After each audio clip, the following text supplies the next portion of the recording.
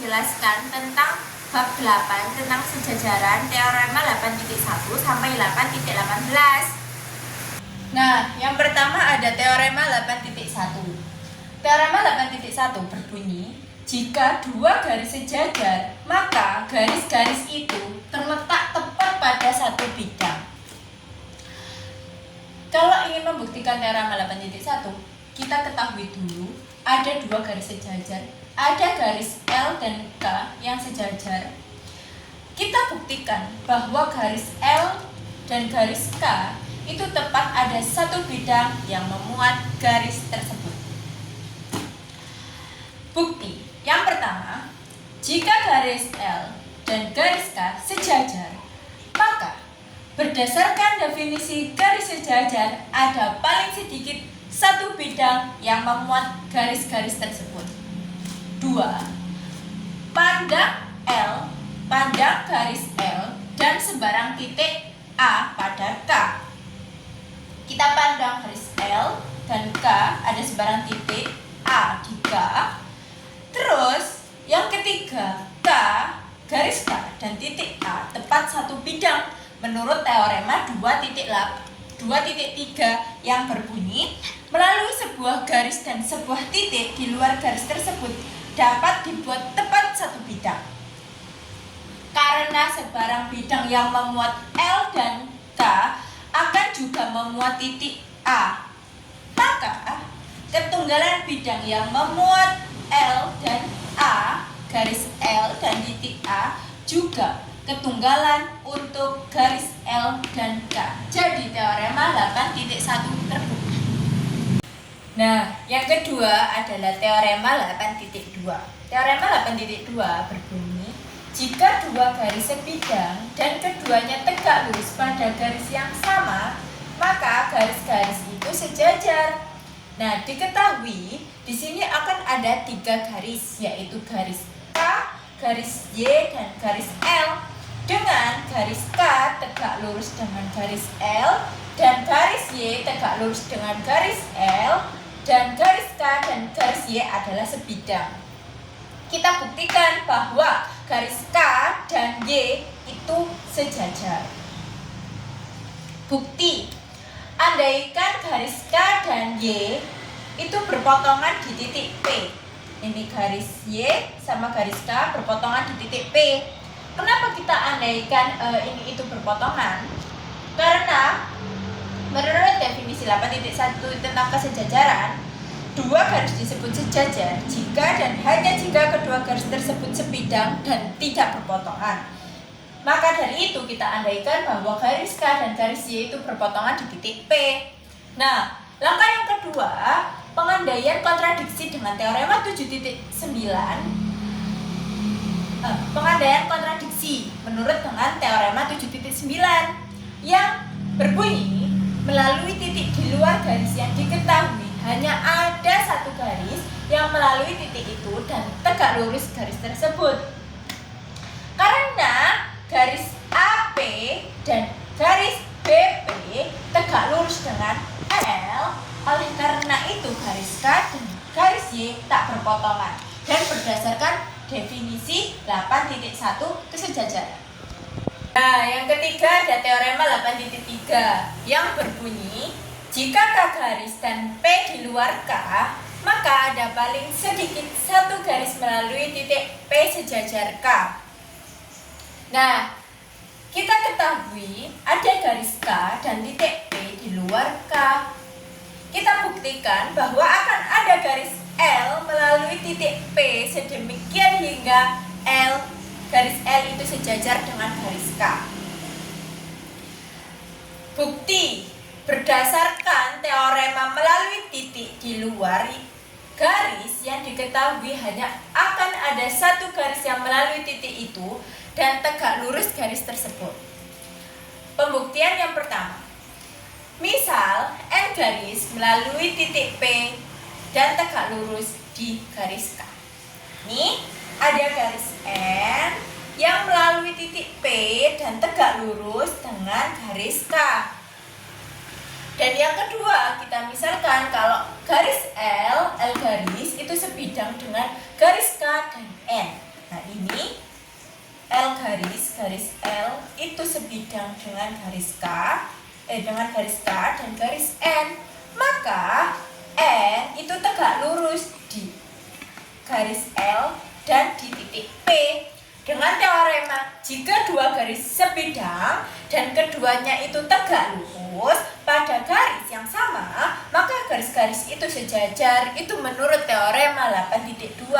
Jadi, dapat kita simpulkan bahwa garis L dan garis K itu sejajar. Nah, yang keempat itu ada teorema 8.4. Jika dua garis dipotong oleh sebuah garis transversal dan jika sepasang sudut dalam berseberangan adalah kongruen, maka pasangan sudut dalam berseberangan yang lain itu juga kongruen. Diketahui ada garis L dan garis K, ada transversal T dan juga dengan sudut 1 kongruen dengan sudut 4. Nah, ini ada garis L, ada garis K, ada transversal T dengan sudut 1 dan sudut 2 itu kongruen. Kita buktikan bahwa sudut 2 dan sudut 3 itu juga kongruen.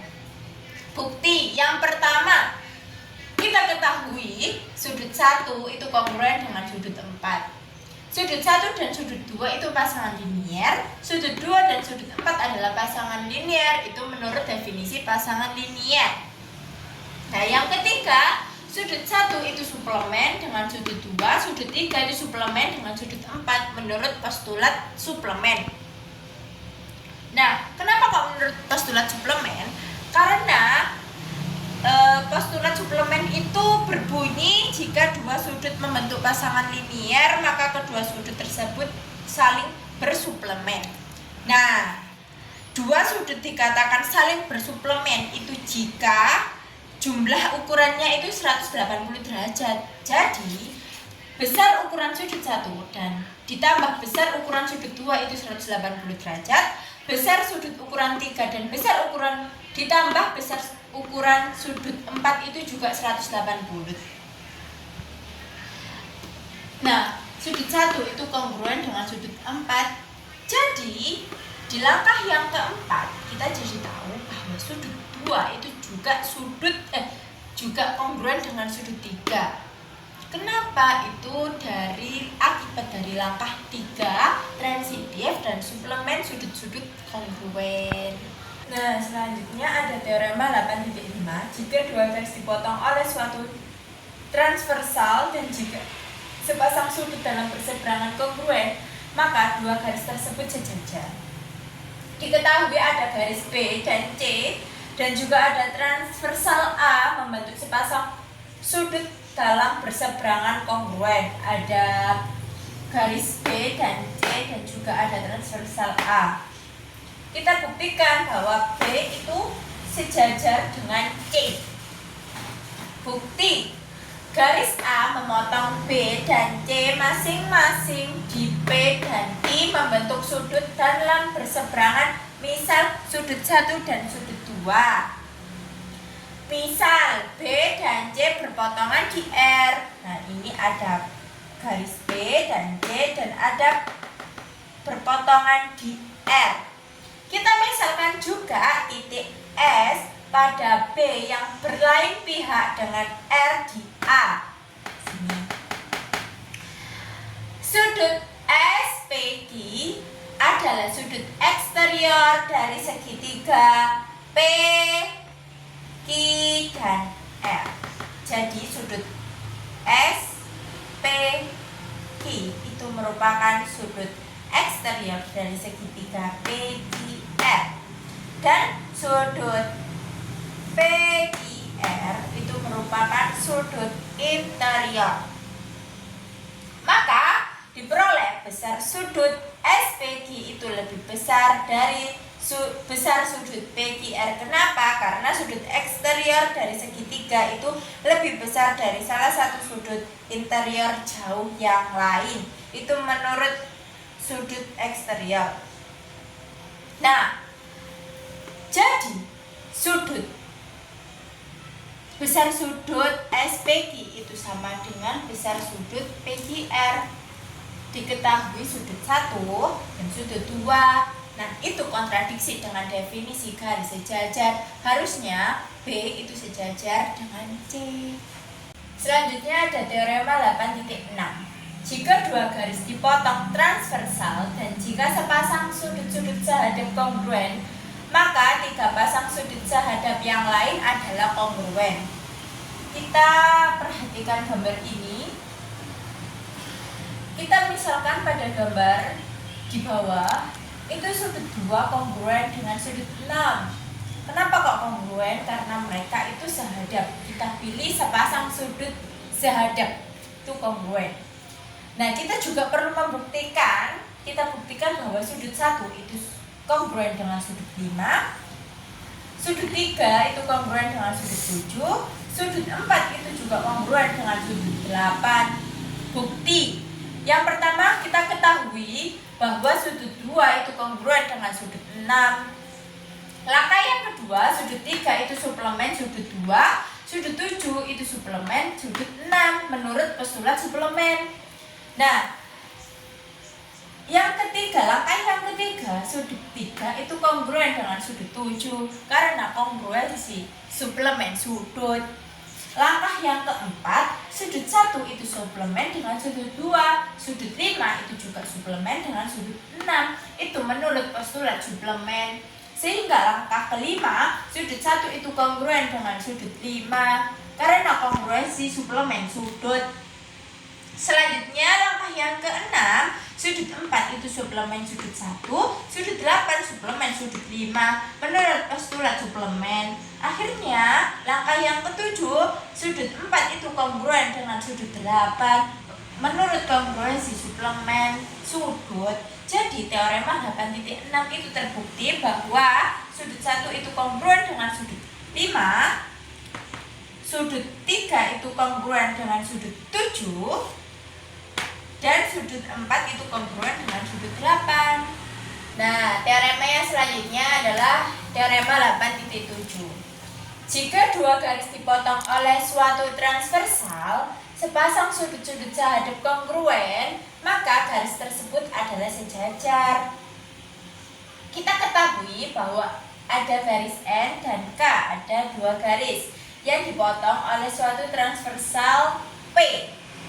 Ya, ini P, ini P. Dengan sudut 2 itu kongruen dengan sudut 6, sudut 2 itu kongruen sudut 6 karena tadi sehadap.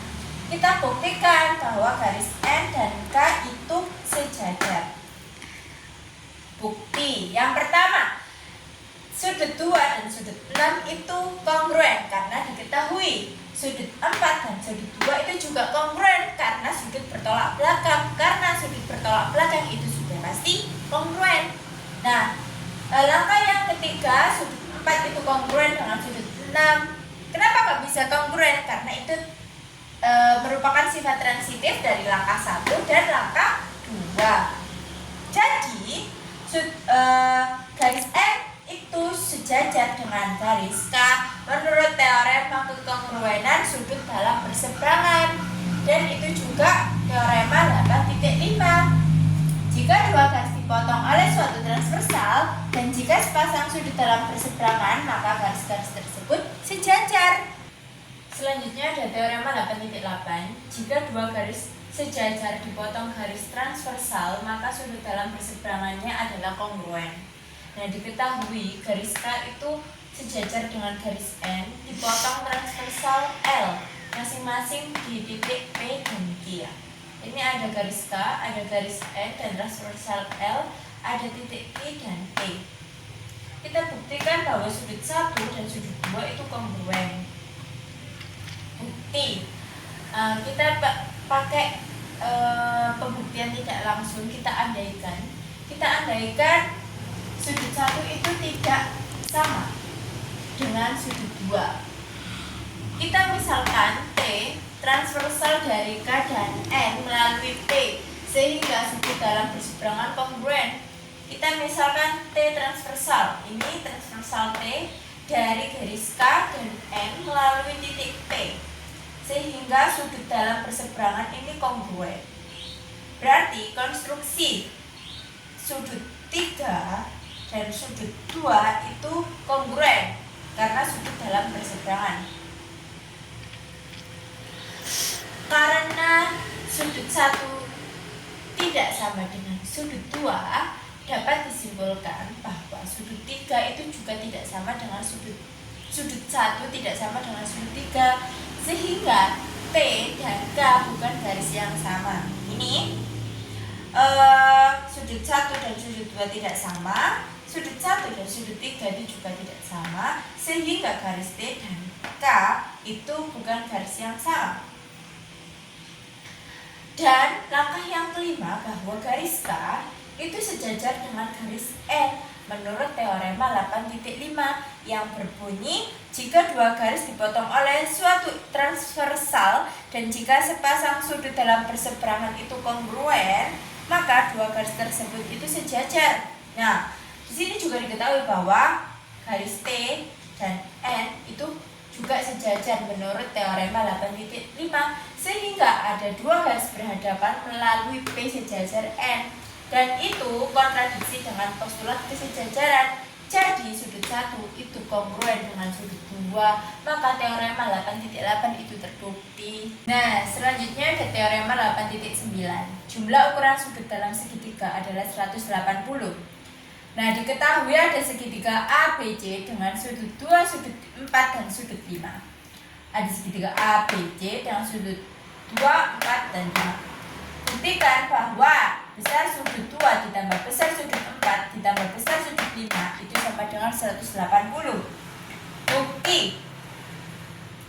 Yang pertama, kita misalkan L garis melalui B sejajar AC bentuk sudut 1 dan sudut 3 menurut postulat 16. Nah, ini ada garis L melalui B yang sejajar dengan AD bentuk sudut 1 dan sudut 3.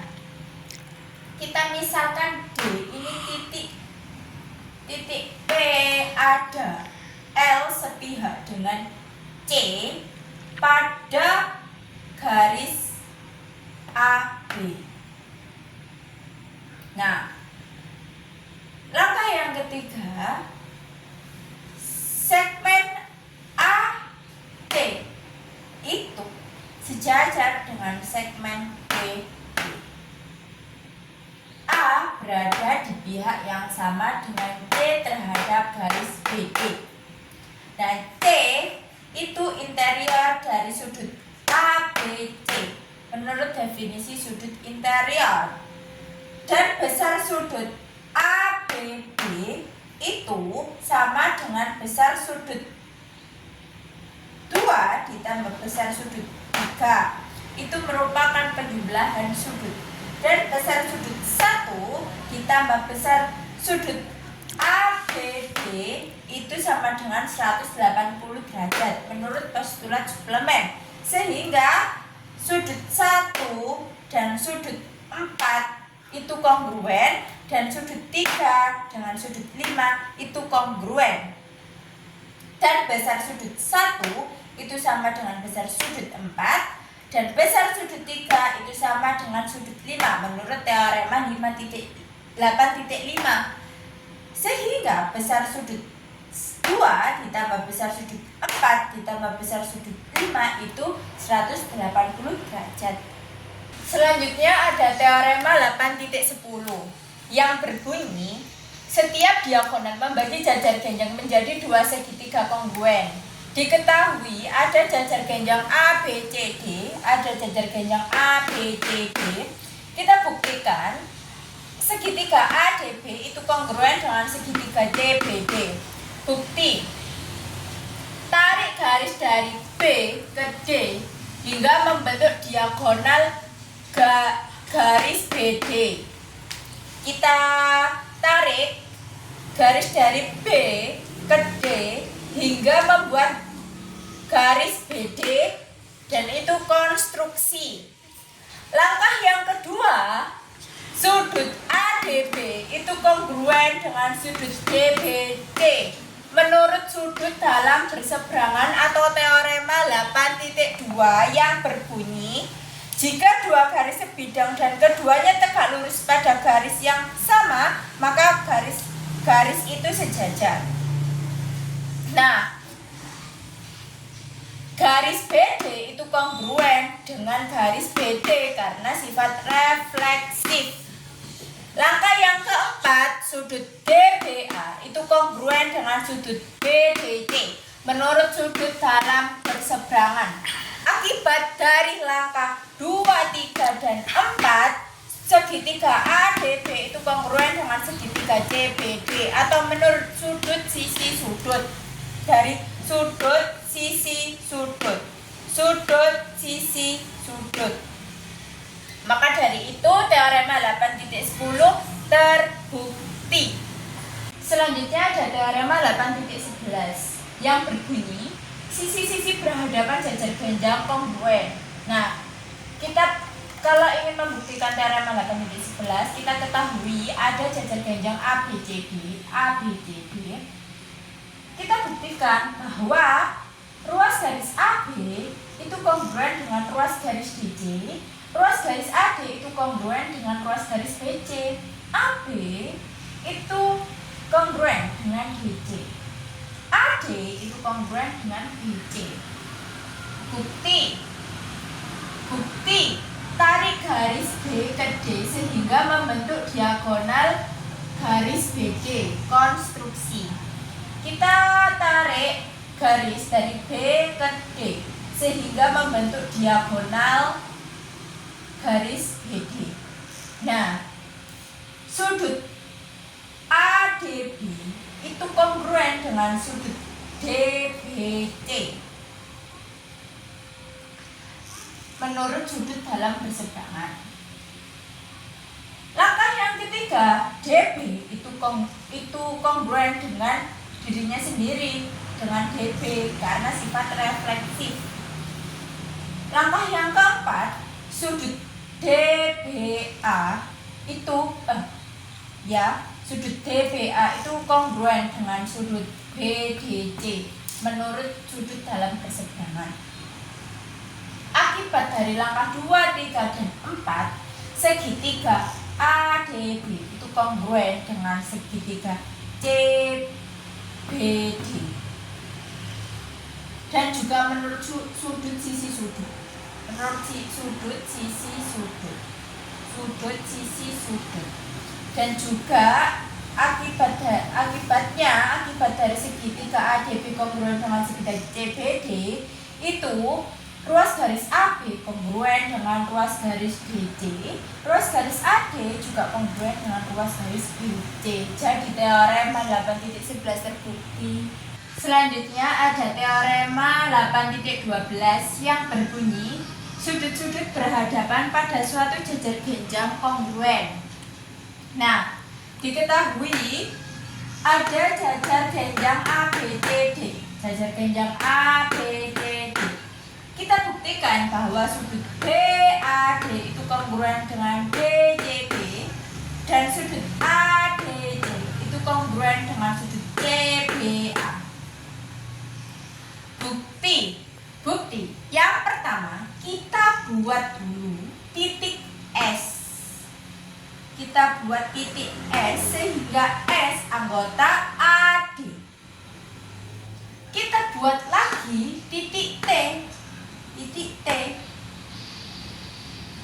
sehingga T itu anggota dari TD.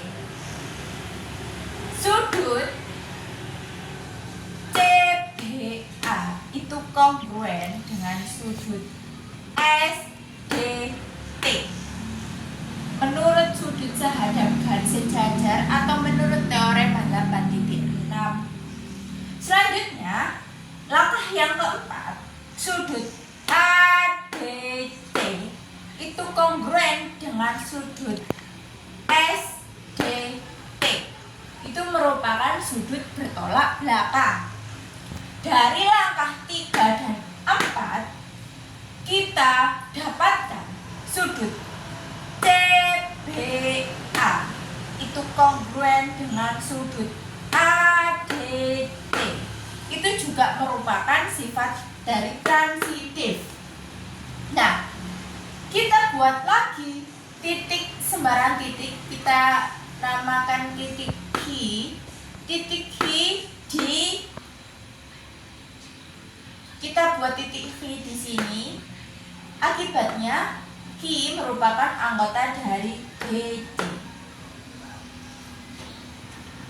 Mohon maaf, Q merupakan anggota dari BC. Terus kita buat lagi titik P, sehingga titik P ini anggota dari DC. Langkah yang ke-8, sudut dari ICP itu kongruen dengan sudut BAD karena sudut sehadap terhadap garis sejajar. Langkah yang ke-9, sudut DCB itu kongruen dengan sudut ICP. Itu karena sudut bertolak belakang. Dari langkah 8 dan 9 kita dapatkan bahwa segitiga sudut dari DAD itu kongruen dengan sudut DCB. Dan itu juga merupakan sifat transitif dari langkah 8 dan 9. Selanjutnya ada teorema 8.13 yang berbunyi dua sudut berdekatan pada suatu jajar genjang saling berpelurus. Diketahui jajar genjang ABCD, jajar genjang ABCD, kita buktikan bahwa besar sudut DCB itu ditambah besar sudut ABC itu sama dengan 180. Bukti, buat perpanjangan pada garis DC sehingga E anggota dari DC. Kita buat perpanjang pada DC dan kita kasih nama titik E sehingga titik E ini merupakan anggota dari DC. Besar sudut DCB ditambah besar sudut ECB itu 180 dari penjumlahan sudut. Yang ketiga, sudut ABD kongruen dengan sudut ECB karena sudut dalam berseberangan. Langkah yang keempat, besar sudut ABC kongruen dengan besar sudut ECB karena kongruensi sudut. Langkah yang terakhir, maka besar sudut DCB ditambah besar sudut ABD ini 180 merupakan substitusi dari langkah 2 dan 4. Jadi teorema 8.13 terbukti. Ada teorema 8.14 yang berbunyi diagonal jajar genjang membagi 2 sama panjang satu sama lain. Nah, diketahui jajar genjang ABCD. Jajar genjang ABCD kita buktikan AC sama dengan CE, DE sama dengan BE. Bukti, kita buat 2 diagonal AC dan BC. Diketahui kita buat diagonal AC dan BC dengan titik E adalah perpotongan 2 diagonal. Kita buat di sini titik E, perpotongan dari 2 diagonal. Nah, sudut AED itu kongruen dengan sudut BEC karena bertolak belakang. Sehingga langkah yang keempat, AD itu kongruen dengan BC dan AB itu kongruen dengan DC menurut teorema 8.11. Nah, langkah yang kelima, sudut DAE itu kongruen dengan sudut BCE karena sudut berseberangan teorema 8.5. Karena langkah dari 3, 4, dan 5 segitiga DAE itu kongruen dengan segitiga BCE dan itu juga merupakan dari sudut sisi sudut. Akibat dari langkah ke-6, AE itu kongruen dengan DE, DE itu kongruen dengan BE. Akibat dari langkah 7 dan definisi segmen kongruen, AE itu sama dengan DE, DE itu sama dengan BE. Dan menurut teorema 8.11, sisi-sisi berhadapan jajar genjang kongruen. Jadi teorema 8.14 terbukti. Selanjutnya ada teorema 8.15 yang begini. Jika kedua pasang sisi berhadapan sebuah segi 4 kongruen, maka segi 4 itu disebut jajar genjang. Diketahui ada segi 4 ABCD dengan AD itu kongruen dengan BC, AB juga kongruen dengan DC. Jadi ada AD kongruen BC, AB kongruen dengan BC. Kita buktikan bahwa segi 4 ABC adalah jajar genjang. Bukti yang pertama, AD kongruen dengan BC, AB kongruen dengan BC menurut diketahui. Kita buat garis AC dengan menghubungkan titik A ke C. Nah, ini kita buat AC. Sehingga AC kongruen dengan AC, refleksif. Segitiga ABC itu kongruen dengan segitiga CBA. Karena apa? Karena sisi. Karena sisi.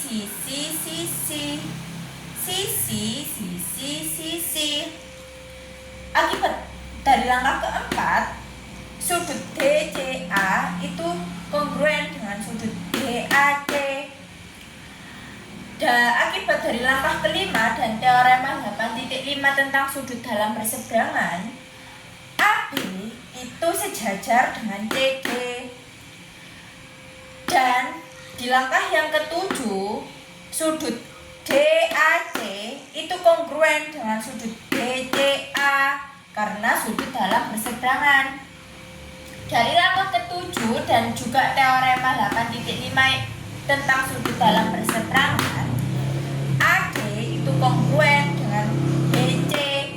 Dan dikarenakan dari langkah 6 dan 8, segi 4 ABCD adalah jajar genjang. Karena juga sesuai dengan definisi jajar genjang, jadi teorema 8.15 adalah terbukti. Selanjutnya ada teorema 8.16 yang berbunyi, jika dua sisi sebuah segi 4 sejajar dan kongruen, maka segi 4 itu disebut jajar genjang. Nah, kita ketahui ada segi 4 EFGH dengan ruas EF itu kongruen dengan ruas GH dan ruas EF itu sejajar dengan ruas GH. Ini ada segi 4 dengan EF itu kongruen dengan GH dan EF itu juga sejajar dengan GH. Kita buktikan bahwa segi 4 EFGH sama dengan jajar genjang. Bukti yang pertama, ada ruas garis EF itu kongruen dengan ruas garis GH dari diketahui, dan juga ada ruas garis EF itu sejajar dengan ruas garis GH diketahui. Langkah yang ketiga, kita hubungkan titik E ke G sehingga dibuat ruas GEG. Nah, di sini ada segi 4 EFGH. Kita hubungkan titik E ke G sehingga dibuat ruas garis EG. Nah, di langkah yang keempat, ruas garis EG itu kongruen dengan EG karena refleksif. Dan di langkah yang kelima, sudut HGF itu kongruen dengan sudut FEG karena sudut dalam berseberangan. Langkah yang keenam, segitiga GHE itu kongruen dengan segitiga EFG karena sisi sudut sisi dari sisi sudut sisi sudut sisi. Akibat dari langkah yang keenam, EH itu kongruen dengan FG Di langkah yang terakhir, segi 4 EFGH adalah jajar genjang menurut dari langkah yang pertama dan langkah yang ketujuh dan juga teorema 8.15. Selanjutnya ada teorema 8.17. Jika dua diagonal sebuah segi 4 membagi 2 satu sama lain, maka segi 4 itu disebut jajar genjang. Diketahui ada segi 4 PQRS dengan diagonal PR dan IS. Ruas garis PX itu kongruen dengan RX. SX juga kongruen dengan IX. Ada segi 4 PQRS dengan diagonal PR dan IS, dan PX itu kongruen dengan RX. SX itu juga kongruen dengan IX. Kita buktikan bahwa segi 4 PQRS itu merupakan jajar genjang. Bukti yang pertama, PX kongruen dengan RX, SX juga kongruen dengan GX. Itu dari diketahui. Langkah yang kedua, kita buat titik X itu sebagai titik tengah PR dan IS. Nah, di sini kan ada segi 4 PQRS. Kita buat X itu sebagai titik tengah dari PR dan IS, sehingga sudut PXI itu kongruen dengan sudut RXS, itu bertolak belakang. Dari langkah 1 dan 3, ini 3, segitiga PXI itu kongruen dengan segitiga RXS dari sisi sudut sisi, dari sisi sudut sisi, sisi sudut sisi. Dari langkah 4 mengakibatkan PQ itu kongruen dengan SR. PQ ini kongruen dengan SR. Nah, di langkah yang ke-6, sudut PXS itu kongruen dengan sudut RXI karena bertolak belakang. Dan segitiga SXP itu kongruen dengan segitiga RXI karena apa? Karena sisi sudut sisi, sisi sudut sisi, sisi sudut sisi. Nah, dari akibat langkah ke-7, PS itu kongruen dengan IR, ini kongruen dengan ini.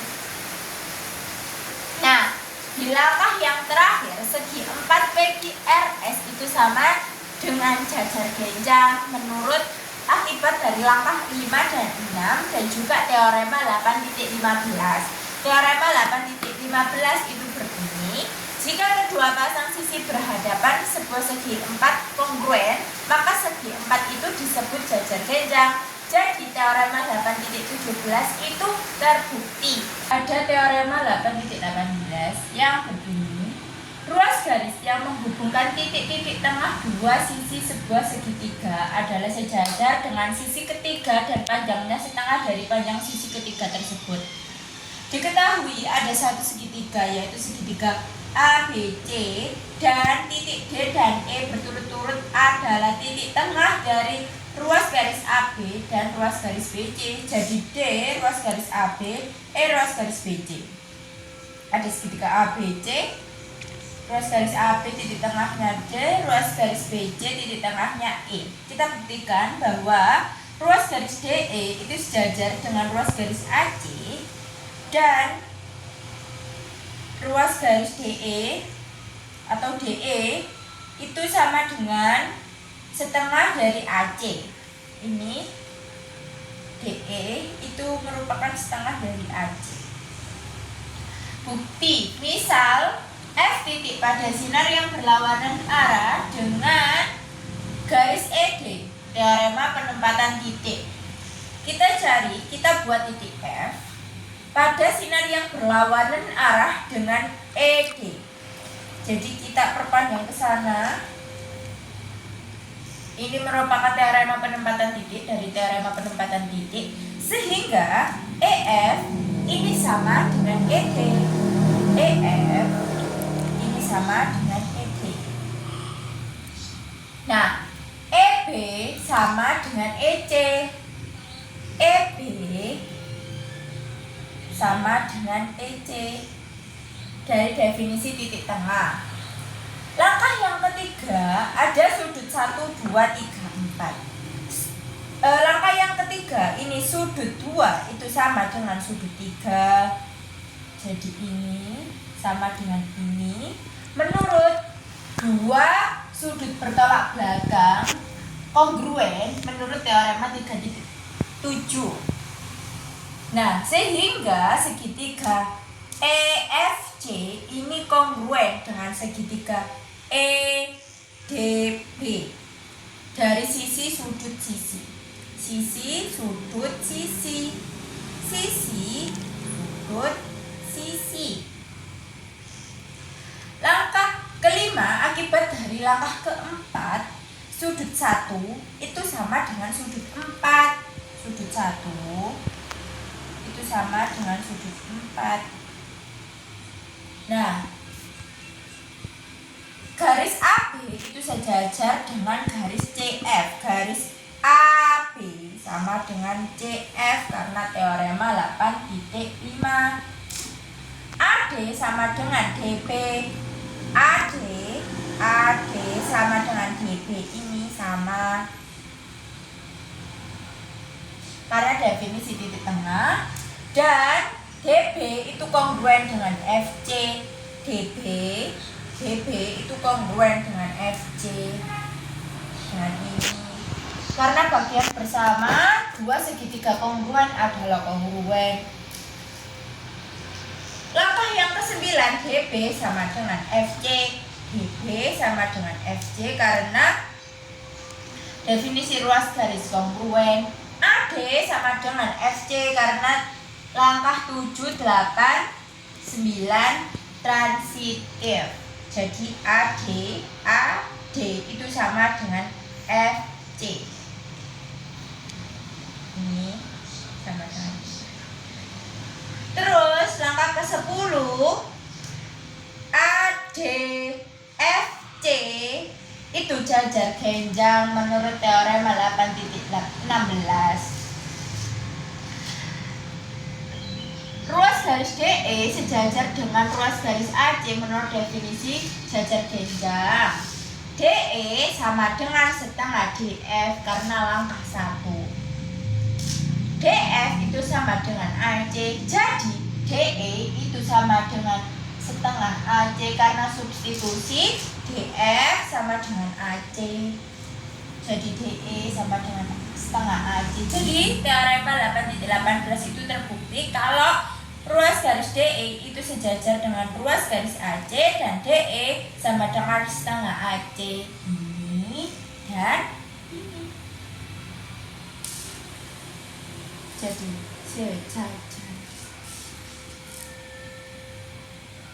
Sekian penjelasan dari saya. Apabila ada salah kata maupun perbuatan atau kesalahan dalam pembuktian, saya meminta maaf. Wassalamualaikum warahmatullahi wabarakatuh.